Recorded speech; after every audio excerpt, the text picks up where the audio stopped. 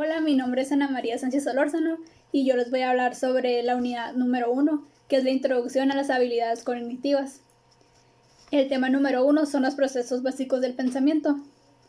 Los procesos básicos del pensamiento están constituidos por las siguientes operaciones elementales, que es la observación, comparación, relación y clasificación, ordenamiento y clasificación jerárquica.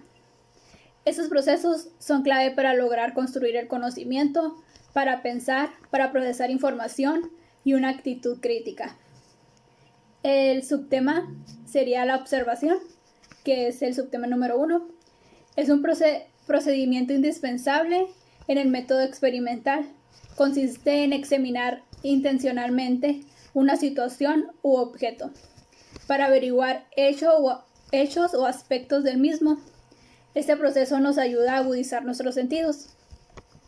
El subtema número 2 sería la descripción, que representa el proceso por medio del cual ordenamos los datos característicos de un objeto o situación observada, a fin de suministrar información de lo que hemos observado con un lenguaje claro y preciso. El subtema número 3 es la comparación, que consiste en establecer relaciones de semejanzas o diferencias entre objetos, situaciones, hechos o personas, a partir de un criterio o una variable que nos va a permitir identificar y describir lo que se está observando. El subtema 4 es la relación, que es el proceso de relación. Se da una vez que se obtienen datos, producto de la observación y de la comparación. La mente humana realiza abstracciones de esta información y establece nexos entre los datos, que serían los informes, las experiencias y teorías. El subtema número 5 es la clasificación, que es un proceso mental que permite agrupar personas, objetos, eventos o situaciones con base en sus semejanzas y diferencias. Es una operación epistemológica fundamental. El subtema número 6 es la prueba de hipótesis. Las hipótesis son suposiciones que relacionan una variable con otra y que serán probadas a través de la investigación con el fin de ser aceptadas o rechazadas. El subtema número 7 es la definición de concepto. Un concepto es una unidad cognitiva de significado, un contenido mental que a veces se define como una unidad de conocimiento. El siguiente tema es el 1.2, ¿qué son las habilidades cognitivas? Las habilidades cognitivas son aquellas facultades mentales que nos ayudan a comprender el mundo que nos rodea y a procesar los estímulos que recogen los sentidos de la vista, olfato, tacto, gusto, oído. Se clasifican en habilidades cognitivas básicas, que son la memoria, percepción, atención, comprensión, lenguaje, y las habilidades cognitivas superiores, que son productos de la combinación de las primeras, que es la motivación, emoción, aprendizaje y razonamiento. El tema 1.3 es la definición y desarrollo de la inteligencia. La inteligencia es la capacidad o facultad de entender, razonar, saber, aprender y de resolver problemas. En ese sentido, se asemeja a conceptos como entendimiento e intelecto. El subtema del 1.3 son los tipos de inteligencia, que es la inteligencia emocional, que es la capacidad o conjunto de habilidades del ser humano de percibir, comprender, expresar y gestionar sus emociones y entenderlas de otra persona. La inteligencia artificial es un concepto científico que hace referencia a una forma de tecnología que incluye el diseño y creación de entidades u organismos que tengan la capacidad de relacionar procesos de análisis y racionamiento semejante a la inteligencia humana. La inteligencia múltiple hace referencia a las existencias de diferentes tipos de inteligencia en el ser humano. Se menciona la lingüística verbal, lógica matemática, espacial, musical, física sinestética, interpersonal, intrapersonal y naturalista. La inteligencia intrapersonal e interpersonal. La interpersonal es un conjunto de capacidades de una persona de realizar autoanálisis. Y la interpersonal es un conjunto de capacidades del ser humano de establecer relaciones con otras personas. El tema 1.4 es la metacognición, que la metacognición es el conocimiento sobre el propio conocimiento. Implica el examen activo de las tareas cognitivas que estamos realizando y la consiguiente regulación y organización de los procesos relacionados con la memoria, la atención y el cálculo. Eso sería todo por mi parte. Muchas gracias. El aprendizaje como proceso que surge de las habilidades cognitivas. Las teorías del aprendizaje son aquellas en las cuales los seres humanos y seres vivos aprenden y pretenden descubrir los procesos de estas. Inclusive psicológicos y pedagogos han adoptado y aportado la utilización de estas. Son diversas y cada una de estas teorías nos ayudan a entender, comprender y predecir, sobre todo controlar el comportamiento de la humanidad, los cuales nos ayudan a elaborar estrategias de aprendizaje, lo cual es el principal objetivo del tema. Su objetivo de estudio se centra en la adquisición de destrezas, habilidades en razonamiento y en la adquisición de conceptos. Conforme al aprendizaje, tenemos la perspectiva de David Ausubel, donde comenta que el aprendizaje lo podemos tener como recepción. Se da cuando el contenido que va a aprender el alumno se le presenta en forma acabada. Se exige al aprendiz que incorpore el material para que pueda reproducirlo sin dificultades. Pueden ser de dos tipos: aprendizaje por recepción, aprendizaje también significativo, donde el aprendiz debe reordenar la información e integrarla con la estructura cognitiva existente, reorganizarla o transformar la combinación integrada de manera que se produzca el producto final deseado.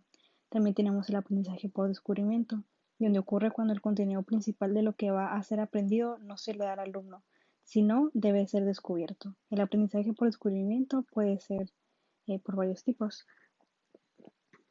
También tenemos la perspectiva de Jean Piaget, donde el enfoque también tenemos la perspectiva de Jean Piaget, donde se enfoca en el aprendizaje constructivista. El enfoque constructivista, en su vertiente de corriente pedagógica, es una manera determinada de entender y explicar las formas en las que aprendemos. Los psicólogos que parten de este enfoque ponen énfasis en la figura del aprendiz como el agente que en última instancia es el motor de su propio aprendizaje.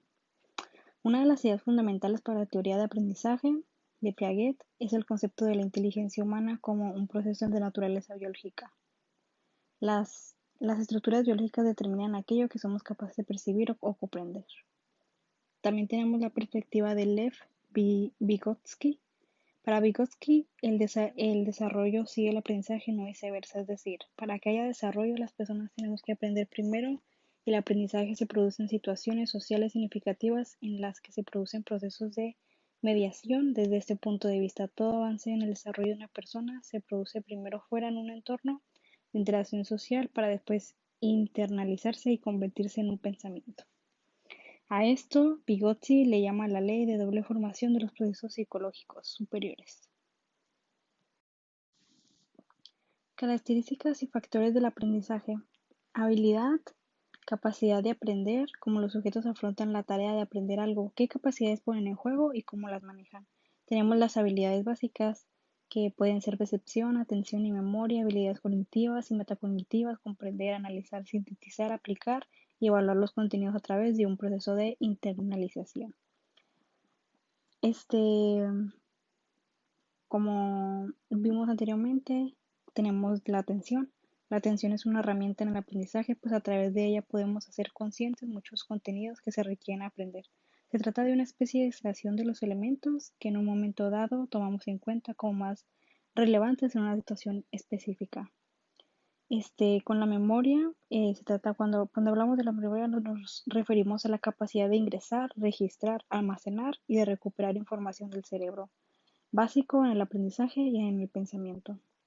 En el aprendizaje y el estudio, en la percepción, por tanto, Es un proceso único y personal que da lugar a una única, personal y específica visión del mundo, una realidad construida por cada mente. Conocer esos mecanismos de la percepción nos permite entender cómo se produce el aprendizaje. Para construir el aprendizaje, primero se debe organizar la información. El aprendizaje y estudio. El saber estudiar y la metodología de estudio es algo fundamental para el alumno y una constante preocupación en el sistema educativo. Lo importante en el proceso de enseñanza-aprendizaje es capacitar al alumnado para que aprenda significativamente, para que aprenda a aprender. Las técnicas de estudio son útiles y necesarias para esto, ya que permiten gestionar y procesar la información que debe alcanzarse estableciendo un puente entre esa nueva información y la que ya se conoce, pero por sí solas no garantizan el dominio de las estrategias de estudio. Mi nombre es Yatsira Yani García Izaga y a mí me tocó explicar la unidad 3, la cual trata del desarrollo de los procesos cognitivos superiores. El segundo es síntesis, el cual es una explicación breve escrita u oral que a modo de resumen contiene un conjunto de ideas fundamentales y relacionadas con un asunto o materia y están dispersas. El tercero es razonamiento verbal. Esto nos permite desarrollar la capacidad de razonar con contenidos verbales, estableciendo entre ellos principios de clasificación, ordenación, relación y significado. La cuarta habla de la solución de problemas. Esta es una actividad cognitiva que consiste en proporcionar respuesta a producto a partir de un objeto o una situación. En esta se pueden hacer varias preguntas para solucionar el problema, las cuales podrían ser qué falta por saber, cuántos problemas están involucrados, cuál voy a intentar resolver, cuál es el que no va a funcionar, etc. La 4.1 habla sobre el aprendizaje basado en problemas. Esta pretende que el estudiante construya un conocimiento sobre la base de problemas y situaciones de la vida real y que además haga un mismo proceso de razonamiento que utilizará a lo largo de su vida o cuando sea un profesional. La quinta es la toma de decisiones. Este es un proceso que las personas deben elegir entre distintas opciones, ya que no todas las personas responden con la misma forma en una situación problemática. La 5.1 son los 6 sombreros para pensar de Edward Bono. Este básicamente es la forma de ver la vida de cada persona.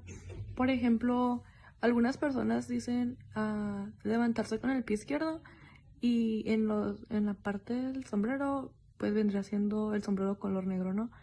Esta técnica es una herramienta de comunicación para facilitar la resolución o análisis de algún problema. El 5.2 son los zapatos para la acción de Edward Bono. Esta básicamente habla sobre las decisiones que vas a tomar o cómo vas a decidir para cualquier situación. El 6 es el pensamiento crítico. Esta es la capacidad manifestada por el ser humano para evaluar la información respecto a un tema determinado. Y por último, el 7 es el pensamiento creativo. Este consiste en el desarrollo de nuevas ideas y conceptos. Se trata de la habilidad de formar nuevas combinaciones de ideas para llenar una necesidad.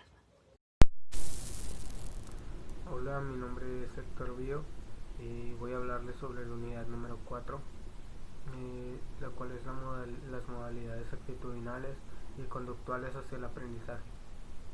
El origen y la formación de actitudes. No podemos hablar de actitudes sin antes saber qué son las actitudes. Por lo tanto, una actitud es una evaluación integral de un objeto que incluye aspectos cognitivos, emocionales y conductuales. Los objetos de actitud pueden ser concretos, abstractos, ideas y opiniones, conductas, personas o grupos. Para crear una actitud se necesitan bases. Hay tres bases.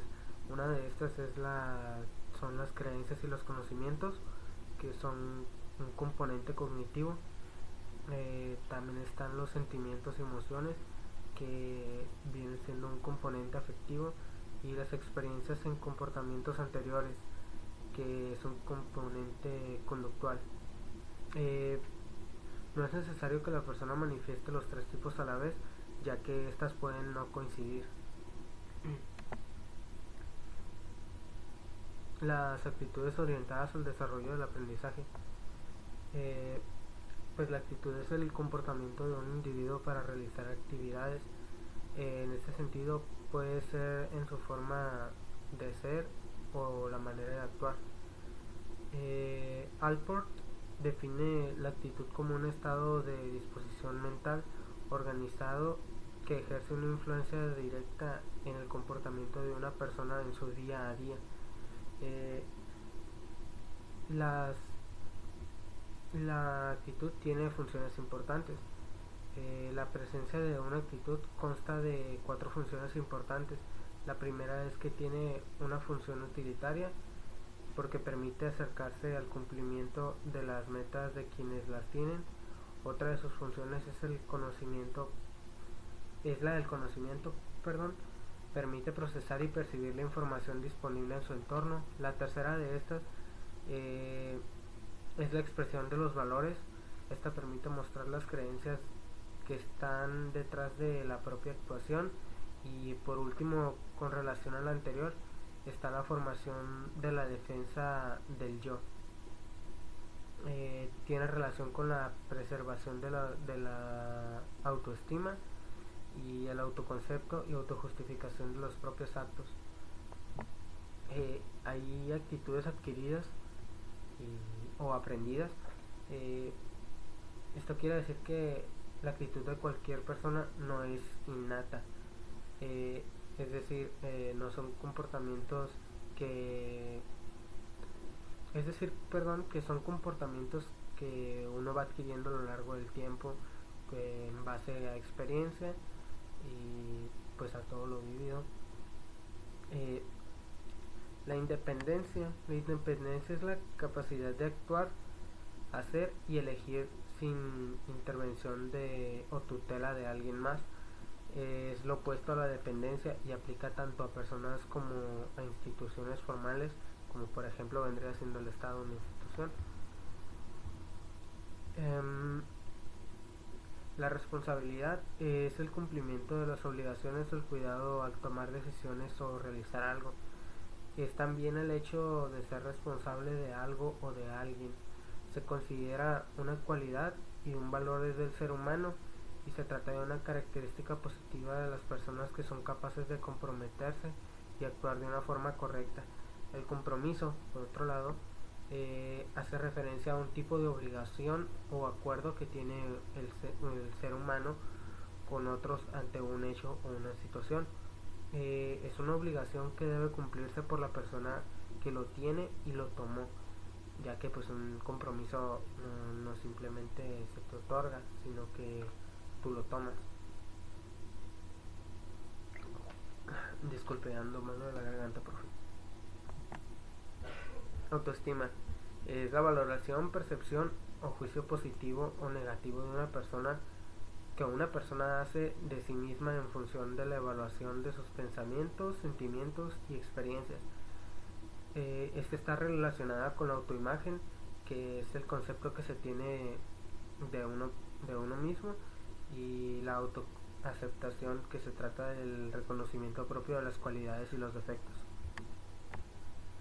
La autoconfianza,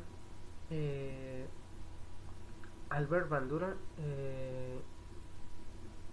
sostiene que la autoconfianza o confianza en uno mismo es la visión general de suscita es la visión general que suscita en ti una probabilidad de cumplir una meta, y en ese cálculo evidentemente influyen las experiencias pasadas. Por ello es importante recalcar que la confianza aumenta cuando identificas los errores pasados y los corriges. Esta entra a tallar en ámbitos diversos, o sea, la autoconfianza no solo se basa en un ámbito, sino que engloba todos. La autoeficacia, Albert Bandura también la define como la certeza de un individuo sobre su capacidad para influir en los eventos que ocurran sobre sus propias vidas. Se basa en creencias sobre las capacidades de un individuo para poder manejar situaciones futuras y poder manejar pues su propia vida. Y por último, la asertividad es una habilidad social que poseen ciertos individuos de comunicar y defender sus propios derechos e ideas de manera adecuada y respetando a los demás. La asertividad es una aptitud que le permite a la persona comunicar su punto de vista desde el equilibrio entre un estilo agresivo y un estilo pasivo de comunicación. Buenas tardes, profesora. Mi nombre es Carla y yo le voy a hablar sobre la motivación escolar. Pues la definición de la motivación escolar, según algunos psicólogos y a grandes rasgos, es la motivación como un estado interno que activa, dirige y mantiene la conducta. En este caso, pues hablamos de la conducta para escuela. Esta pues motiva el aprendizaje y impulsa la acción del saber. Antes hablábamos de que se decía que el profesor era totalmente el encargado de motivar a sus alumnos, pero ahora sabemos que no es así. Tanto el profesor como nosotros tenemos que preocuparnos por motivarnos a estudiar. Ahora sí que valga la redundancia. La motivación es muy, muy importante porque de eso dependen nuestros resultados, nuestras metas, incluso hasta nuestra autoestima al recibir pues resultados que nos favorecen o no nos favorecen. Tenemos algunos enfoques en los que nosotros manejamos la motivación, ya es como el cognitivo, que enfatiza eventos ambientales y consecuencias a partir de la conducta observable, y fomenta la motivación extrínseca a través de recompensas, incentivos y castigos. Mayormente se utiliza en las personas que se les dificulta concentrarse. Entonces es como el hecho de tener un castigo o una motivación o incentivo, es como la manera en que ellos dicen, o sea, tengo que hacer la tarea porque si no voy a reprobar, o tengo que hacer esa tarea porque mi profesora me va a reconocer, me va a subir un punto o cosas así. Y esas son buenas maneras de incentivar. Ahora otro enfoque sería el cognitivo, que pues enfatiza el papel activo del alumno a partir de las representaciones de sí mismo. Fomenta la motivación intrínseca a través del manejo de expectativas, metas y habilidades de autorregulación y autogestión. Este es un enfoque muy, muy independiente. Ahora está el humanista, que enfatiza las necesidades de autorrealización y programas de autoconocimiento, así como gestión de uno mismo y el fomento al autoconcepto. Y otro enfoque, que es el sociocultural, que enfatiza la integración de sistemas motivacionales que han resultado útiles a lo largo de la historia y fomenta el desarrollo de la autorregularización y autogestión a través de los instrumentos y signos en sistemas motivacionales. La motivación escolar y sus efectos en el aprendizaje son muy evidentes, muy importantes, ya que sin motivación no hay resultados, y si los hay son resultados malos que no nos convienen ni a los docentes como docentes ni a nosotros como estudiantes, y tiene una relación directa en autoestima, en autoconcepto, y ahorita les voy a mencionar otros 3 componentes que son muy importantes para esto también. Ahora les voy a hablar sobre la motivación intrínseca y extrínseca. La intrínseca es una motivación propia que nace de las personas, que es como: yo quiero estudiar este tema porque me pareció muy interesante que el profe lo mencionó, pero yo le quiero seguir. Yo me voy a poner a hacer la tarea aunque falte una semana porque quiero aprender, quiero saber, quiero conocer más acerca del tema. Este es un tipo de motivación muy independiente, como hace rato lo mencioné, y esto es muy importante porque a nosotros nos motiva el tener buenos resultados por nosotros mismos, sin necesidad de hacerlo porque nos mandan. Ahora la motivación extrínseca, que es totalmente lo contrario, que esta motivación puede definirse como estímulos que vienen de fuera del individuo y que, ya sea en ámbito laboral o escolar, suponen un acicate para lograr objetivos empresariales o escolares, y mejores niveles de calidad y eficacia, como por ejemplo ya sea incentivos económicos o promociones. En caso de trabajo, en caso de escuela, pues puntos o cosas así. Hay varias características de la motivación. Por ejemplo, en el proceso psicológico interno, pues que esta motivación puede evaluarse según el comportamiento y resultados logrados. También está el fenómeno individual, la compleja, extrínseca o intrínseca, que ya los mencioné, y otra característica muy importante es que genera conductas activas y persistentes, que entre más fuerte sea el estímulo o la necesidad que dispara la conducta, mayor será la energía para producir esa u otras cosas. Genera autoestima, porque el hecho de que nosotros nos motivemos y hagamos cosas y tengamos resultados favorecedores, aumenta nuestra autoestima y aumenta nuestras ganas de seguir haciendo las cosas y ser buenos o ser reconocidos en ellas. También algo muy importante que quiero mencionar y quiero aclarar es que la motivación no es presión. La motivación es a través de incentivos, a través de metas, de cosas que nosotros digamos, yo quiero eso, y ir hacia ahí, o que alguien más nos lleve hacia ahí, en este caso el maestro, nuestros jefes o cosas así. La presión es obligar a las personas a hacer las cosas aunque ellos no quieran. Y motivarlos es hacerlos, incluso hacerlos creer que es lo que quieren. Pero en el proceso ellos se van a dar cuenta que no solo es lo que quieren, sino también lo que necesitan. Hay varios factores de... Hola, soy Ashley Godina y le voy a dar sobre la unidad número 6. Básicamente esta unidad se divide en 3 secciones, en las cuales habla sobre las técnicas de estudios. Obviamente le voy a platicar cada una de ellas junto con su subtema correspondiente. Para empezar hablaremos del tema 1.1, que es la lectura de comprensión. Básicamente es leer y comprender, no solamente es leer para pasar de texto, para avanzar, porque no nos sirve de nada leer si no comprendemos. Básicamente sacar las ideas principales, el punto de vista y darle el sentido a la lectura. En el tema 1.2 tenemos elaboración de nota. Estos son más como puntos de apoyo, ya sea puede ser a base de anotaciones a manos en los hincapiés del texto, o básicamente post-it, que son las notitas que nos ayudan a sobresaltar los temas importantes.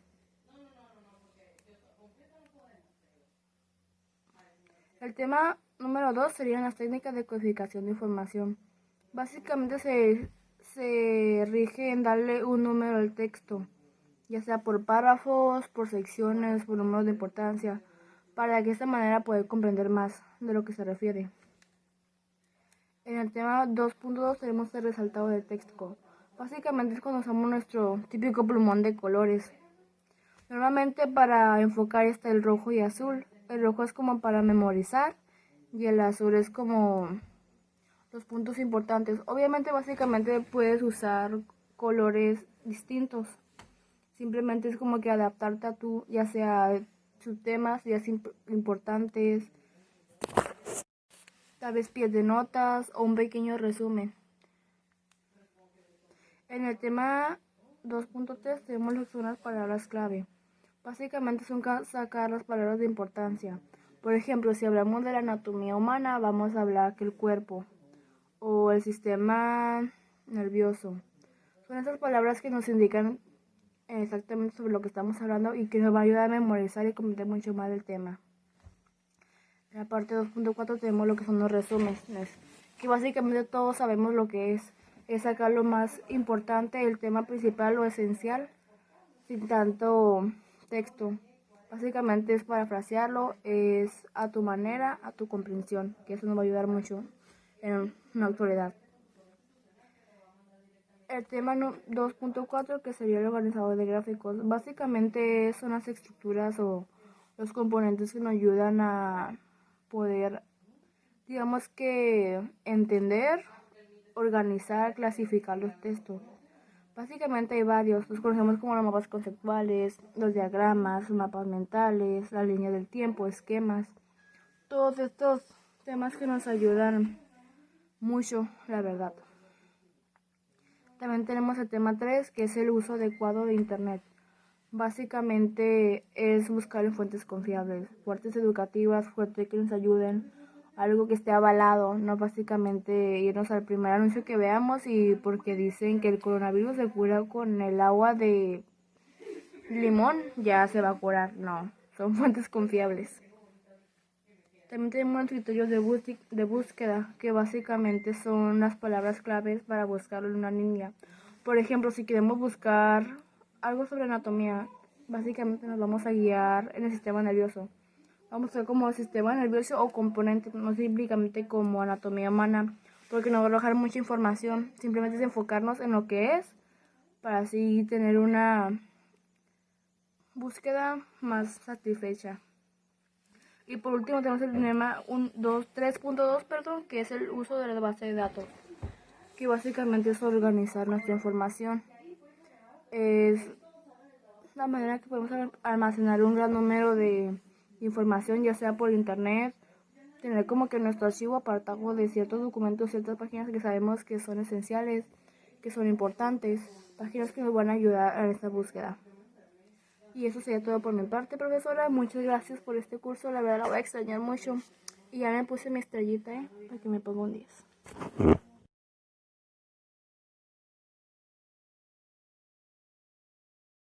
Para mí las habilidades cognitivas son de suma importancia, puesto que estas nos ayudan para el procesamiento de todo lo que nos rodea y así poder organizar nuestra información, conocer más cosas y tener conocimiento nuevo de diferentes aspectos.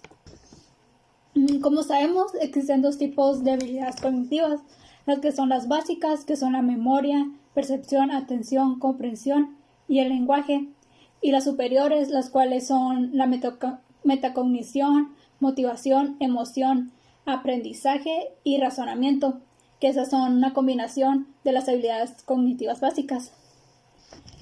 Yo considero que todas son importantes y debemos estimular cada una de ellas para tener una mejor habilidad cognitiva. Pero como todo, hay algunas que no las tenemos tan desarrolladas como otras, por lo cual es importante practicarlas. Considero que la habilidad cognitiva que a mí me hace falta estimular más sería la memoria, puesto que a veces suelo olvidar algunas cosas, por lo cual podría afectar en alguna manera en mi aprendizaje, por lo cual suelo tener todo organizado y apuntado para que así no lograr que se me olvide algo y que esto no afecte en mi aprendizaje.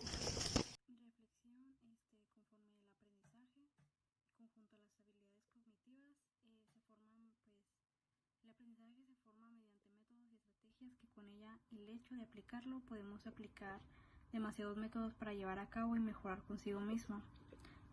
Darnos cuenta lo poderosa que es nuestra mente y al hacerlo funcionar para aprovechar nuestras capacidades lo más que se pueda. El aprendizaje se obtiene en cualquier momento de nuestra vida, no solo en el estudio, también en la vida diaria. Las habilidades cognitivas nos ayudan a hacerlo y llevarlo a cabo de mejor forma, donde nosotros podemos comprender cómo podemos llegar al punto donde podemos realizar el conocimiento adecuadamente mediante el aprendizaje y aplicando las habilidades cognitivas.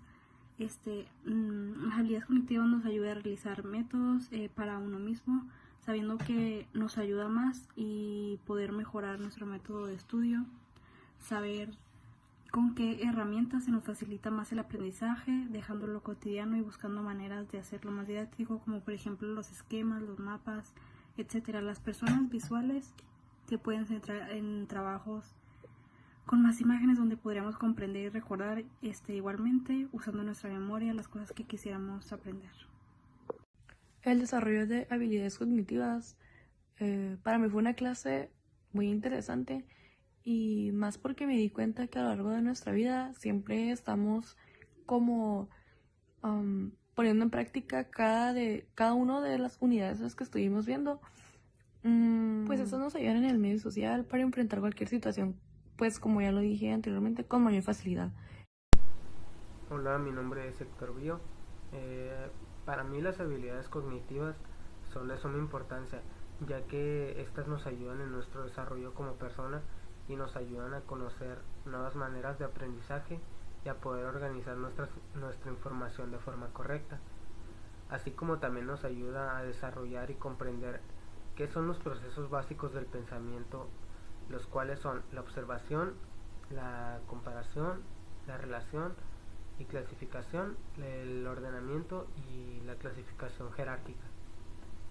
En esta materia aprendí que existen dos tipos de habilidades cognitivas, las cuales son las habilidades cognitivas básicas, que son las que nosotros vamos recolectando o aprendiendo mediante nuestros sentidos en el transcurso de nuestra vida, que viene siendo la memoria, la percepción, la atención, la comprensión y el lenguaje.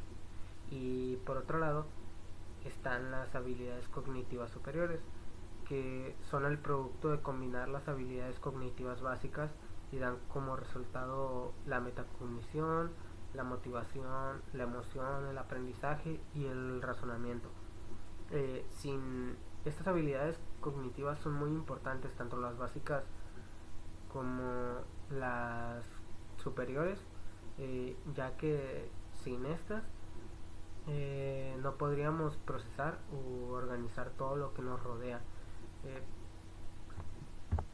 Información me di cuenta y entendí lo que realmente significa motivación al estudio, y entendí que realmente no es que yo no sea una persona inteligente o no sea buena para el estudio, para la escuela, sino que yo nunca había encontrado, o más bien había buscado alguna herramienta que se adaptara a mi manera de aprender, y me di cuenta que ahí es donde afecta tanto mi componente de expectativa y mi componente emocional, ya que pues yo no recibía resultados que yo quería. Yo quería buenas calificaciones o yo quería más, pero no podía porque no me adaptaba o no estudiaba de la manera en que realmente debía de hacerlo, y no me motivaba a mí misma a hacerlo. Y pues ahora que tanto en la asignatura como en el tema que me tocó del que me tocó investigar, en específico, me han dado un poco de conocimiento de que realmente debo conocer más mis capacidades de aprendizaje, conocerme yo misma y buscar la manera en la que yo pueda aprender y pueda incentivarme a mí misma a hacerlo. Y ahora tengo las herramientas, ahora solo necesito buscar la que yo necesito. Y es un tema que me gustó mucho, la verdad, y me gustaría aplicarlo en mi vida diaria. Hola, mi nombre es Ashley y les voy a platicar sobre mi reflexión sobre la materia de habilidades de desarrollos cognitivos. Básicamente para mí esta materia me ayudó mucho, gracias que a esto yo me pude dar cuenta de muchas cosas que realmente uno pasa por alto. Básicamente las normas que nos rigen, lo correcto, lo que está bien, la manera en la que yo puedo desenvolverme fácilmente. Perdón por trabarme, profesora, estoy un poquito nerviosa. Pero básicamente es la manera en la que te desarrollas, en la que te desenvuelves, cómo vas a ayudar en un futuro a la gente gracias a esta profesión. Básicamente es como que desarrollar esas habilidades que tú creías que no tenías posible, tanto la creativa, la lógica, la intelectual, porque muchas veces nos reprimimos.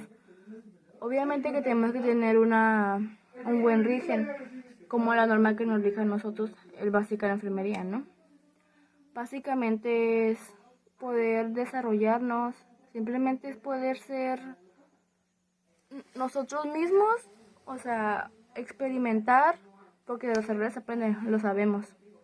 Pero poder experimentar, poder arriesgarnos, poder desarrollar ese potencial que tenemos, porque muchas veces, como es una muy complicada, nos retraemos. Pero esta materia pues me enseñó lo contrario. Igual la profe nos ha dado muy buenos ejemplos, profesora. La verdad, la felicito. Y eso sería todo por mi parte. Muchas gracias, profesora. La verdad quería decir mucho más, pero estoy un poquito nerviosa.